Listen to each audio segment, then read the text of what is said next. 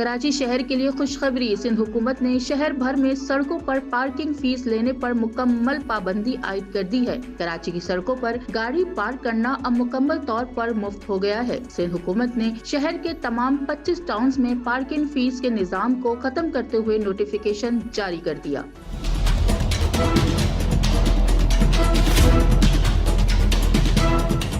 महकमा बल्दियात ने वजीर आला सिंध की हिदायत पर बाकायदा नोटिफिकेशन जारी किया है, जिसके तहत कोई भी इदारा या फर्द अब सड़क पर पार्किंग फीस वसूल नहीं कर सकता। तमाम म्यूनिसिपल कमिश्नर्स को फौरी इतलाक की हिदायत जारी कर दी है। हुक्काम का कहना है कि शहरियों से गैर कानूनी तौर पर फीस लेने वालों के खिलाफ कार्रवाई होगी और मुफ्त पार्किंग की सहूलत हुकूमत की अवलीन तरजीह है।